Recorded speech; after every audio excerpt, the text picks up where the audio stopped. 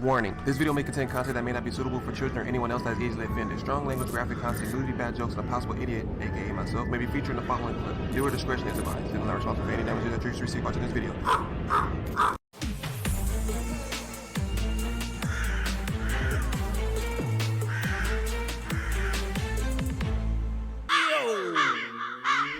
What's up, y'all?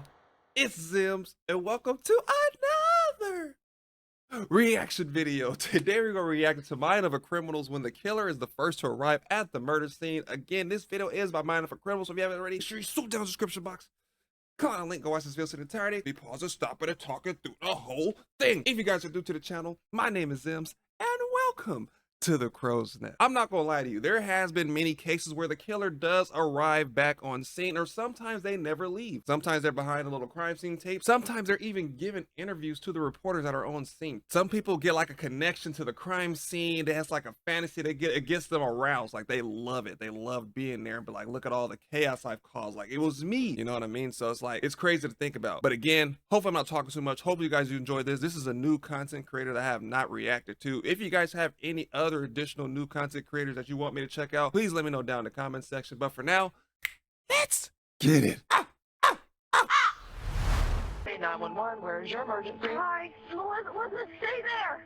Where are you at? Wagner? Okay, what's going on? I don't even know.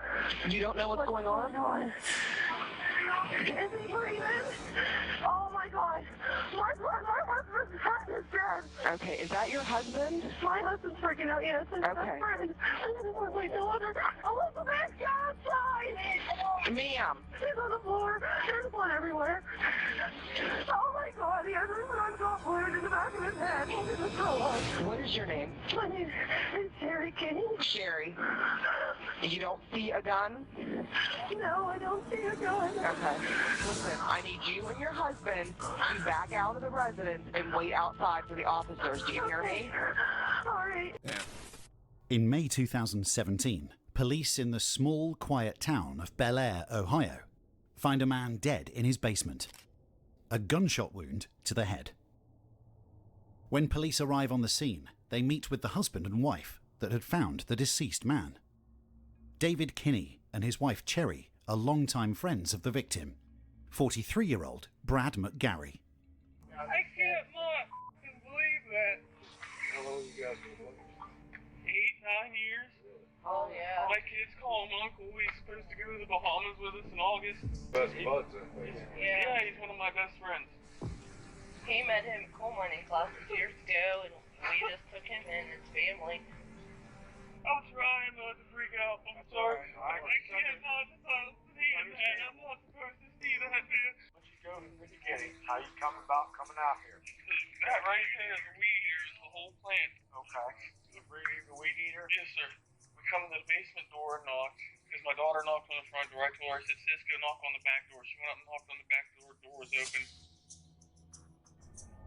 I went up right behind her. I noticed that the kitchen was scattered. There was stuff all over there. I told my wife. That's kind of crazy. I don't know. I don't know if it's him or not, or maybe it's somebody else. Maybe it's the wife. I don't know. I'm not too sure. I'm not familiar with this video. One thing I will say is that I could never be a dispatcher. Not saying that it's a bad job, but it's just saying like the toll it probably takes on you to hear people screaming or potentially being murdered on the phone. It's like you can't do anything besides try to gather information, probably at one of the worst points in their life. And it's like you can't do anything. You're just hearing them be killed and yell and scream. You don't know what's going on. So all this is like you're just kind of like creating an image in your head of like what's going on, and then the call just disappears, and then you just never know what happened unless you go out and probably ask an officer or somebody that you know on the road like, hey, what happened? But other than that, you're not going to know what happened, and that's going to be on your mind for the rest of the day. After just experiencing that horrible like horrific call, then you just gonna get a call of somebody saying, hey, my neighbor's dog is barking. It's just like, damn.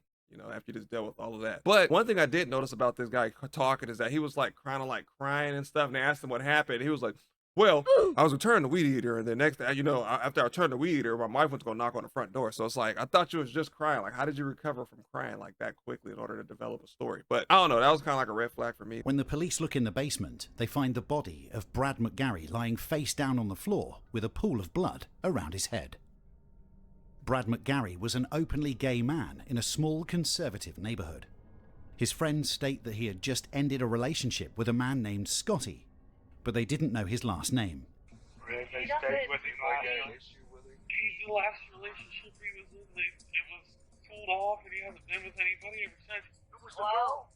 Yeah, Who was the guy? He was in with the guy? Yes, sir. yeah. Okay, who was the guy? Scott something. Oh, man. Very bad blood, very poor blood. I think just the regular relationship breaker and an orgy. While looking around the house, police noticed that it appears to have been ransacked. Oddly enough, they noticed that nothing has actually been taken. There were multiple newer phones lying around, a large TV, and even money on the floor. Police are convinced that the robbery was staged. The next thought is that it was suicide. When the coroner arrives, he starts taking a look at Brad's body. It is apparent that there is a gunshot wound to the head, so he asks if there was a gun found anywhere, but no gun was found. Since oftentimes suicide victims fall on top of the gun after committing the act, police roll the body over, but they still do not find a gun. I don't see a firearm. No, I don't either. They flipped him over, they didn't see a gun. And if that's the case, it wasn't no suicide. He's a rigger. Who found it? People outside. David Kennedy. People that know what rigor is, I believe that's the stiffening of the body. There's different kinds of rigor. Look it up. I don't remember all of them. I think it's like three or four stages of it. It's weird. I don't know. It's different ones. Just look it up for yourself. I don't know how to explain it, but I know there's a type. That's one of the types of rigor. Detectives begin interviewing friends and family of Brad right away, trying to form a timeline and gain as much information as possible as to who may have done this. After getting the full name of Scotty Butler, Brad's recently ex-boyfriend, they head to his house right away to interrogate him. When detectives arrive at the house, his mother answers the door and states that Scotty has been in jail for the past 3 months for violating his probation. Scotty Butler is no longer a suspect, as he had a solid alibi. Detectives decide to take a look around the neighborhood to see if there are any cameras filming towards Brad's house. Thankfully, one neighbor had a camera that faced towards the street near Brad's house. They would be able to see who came and went from the house. While reviewing the camera footage, they continue to interview friends and family. David had taken some pictures and screenshots that could help detectives in the investigation, so they took his phone to copy the information. The issue the detective is having at this moment is that just the night before, Brad's cousin said something that completely changed the direction of the investigation. Sunday, we went to Grammy's. We were sitting around the table. It was just me and Brad and Heather, which is another cousin of mine. And he made a comment how this DJ guy, he was coming over. Brad's intent was it was romantic. He made a joke about taking a nap. And it wasn't taking a nap. He was insinuating that they were having sex. It was like quotation marks. This was Sunday. This was Sunday. The day he was killed. Yes. What time did he leave? Between 1:30 and 2. Really? Yes, he was That's supposed the to. first I heard of that. He was dropping all the tuxes off. I also know that he was married. They've been Who married. told you that? Brad did. Brad told you? Yeah. She, being the wife, didn't know all this time. They've been doing this for years. From what I understand, the two of them, Brad and DJ, kind of, I don't know if they laid low or they completely broke up. I guess they call him DJ or David Kenny. Really? Yes. The only guy. I didn't know that. Because it's the only guy he's ever told me about. It's the guy. That's him. The guy. That's him. The detectives made David believe they took his phone for the pictures he had, but the truth was they were tracking where his phone was when Brad was murdered, as well as finding proof that him and Brad had a relationship beyond friends. When they took a look at his phone, even though he has deleted everything, they are able to see the text messages between David and Brad. Evidence shows that they were in fact in a sexual relationship. Now, either he killed him because he wanted to end the relationship, or he killed him because he wanted him to leave his wife, or he killed him because he thought he was going to tell his wife and it was going to ruin his marriage. Or maybe he gave an ultimatum, like it's either going to be me or her, or I want to say something. I don't know. That's usually how it goes in most criminal cases and most like true crime documentaries that I'll be watching and stuff like that on Netflix. They review the phone history and find that David's phone was directly at Brad's house at the time of the murder. They also discover, while reviewing the neighbor's CCTV footage, that David had driven to Brad's right before the murder in his wife's car, then left 40 minutes later. David would then appear again hours later in his truck with his family, delivering the weed eater Brad supposedly wanted to borrow. Police know that David was there when Brad was killed. Now they need to work to get the truth out of David. Where's your phone putting you at Brad's house the time he got killed? It's past 3. I was not there when Brad was killed. You were at his house. Yes, sir. I remember. You were there. God. You know exactly when he was killed. Yes, sir, I know. You were there when he was killed. No, sir, I was not at his house when that man was murdered. The gig is up, man. This is the kind of shit that gets people in trouble. Oh my God, I know. We're gonna lose everything. Lose your wife, lose your kids. Okay? This don't have to be the end of your life. I got a chance to come clean. Come do all that shit. Look at me. Look at me. Look at me. We're past. He's breaking them down. It's okay. We'll do this together. Tell me what happened. He sure will. He had another guy with him. I don't know who he was. I don't know his name. I'm swearing on everything. Holy God. What happened next? He went in the garage. It's okay. Go. Look at me here. But Is he still lying? I can't really tell. He was so scared. You heard a gunshot? The guy came running out of the garage. And he got to Brad's BMW. okay. And then I left. Oh, that doesn't look like that's what's happening. Couple things you need to know. Brad's front seat in the Beamer was full of stuff that he brought from the wedding. Yes, sir. He didn't have a passenger. Sir, that guy went back into the BMW. Doing this job for many Still years, lying. the detective knows that people subconsciously hide their face when lying, especially from police. The police also know that Brad's SUV was still at the house and had not left since Brad was killed, so this version of David's story is a lie. We got to the house. Me, bro. I'm telling you the God honest truth of life. There was another man there. I swear to you, God, to you, I do not know his name. I do not know his name. We did kind of have a little bit of an argument. We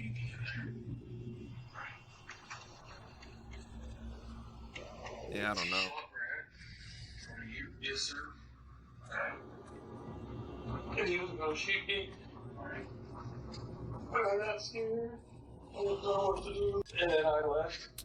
Oh. One thing I'll let you guys know, if you don't know the guy and he doesn't know you, no random stranger is about to kill somebody and just let you go free. Like, all right, man, sorry that you had to see that, but you go ahead and drive home. I didn't mean to scare you or anything like that. I'll take care of all this. You just go home to your wife and kids. Bro, no one's doing that. Like, you're a witness. I'm not going to let a witness go free. Any killer is not going to let a witness go free. Like, I'm not saying I'm a killer, but any, like, killer is not about to let a witness go free. Like, your whole plan is to get away. And if you're going to let that person get away and it potentially can get you caught, you're not going to allow that to happen. So I don't even know what that story just doesn't make sense at all. Even if you're not even a police or a detective, it just doesn't make sense. He lets you go free, but he's going to kill him in front of you. So you either knew him or it was you that did it, because, or you were in on it, because that was the only way I could see you leaving this scenario. Okay. It's okay. He knew what I looked like. My vehicle was there. I did not know what to do. What kind of gun was it? I have no clue. Why did you call the cops? Why did you do this elaborate story? Why did you put your own daughter in that basement with that body? Hey, look at his face. He didn't like that. You did that. Yes, sir. And you knew he was down there. So you, damn it, quit screwing your family. Sir, Tell me what happened. I did not kill him. You knew Brad was dead, and you brought your I did daughter. not know he was dead. The detective now creates a false story to help David become more comfortable with opening up about what happened. Even though the detective knows David will lie again, he also knows that the truth is getting closer. I'm gonna tell you something. Sometimes when bad shit happens, people panic. Okay? I got a theory. I think it might have been an accident. I think that maybe somebody was f***ing around, accidentally shot him. I panicked. Didn't think anybody believed him. Was it an accident? Am I right? Drop all this shit and just let it out. Brad deserves it. Brad's family deserves it. Your wife deserves it. Your kids deserve it. Brad didn't want me to leave my wife for a while. Told you. I love my wife and kids to death. You love Brad too. I did. I mean, Sometimes you think about leaving your wife for him. I told him numerous times, man, I'm not gonna leave my wife. Kid me, smacked me around a couple times. He said, if you end all of this now, then I'm done with you forever. Got real loud with me. You know, kind of like up in my face. He had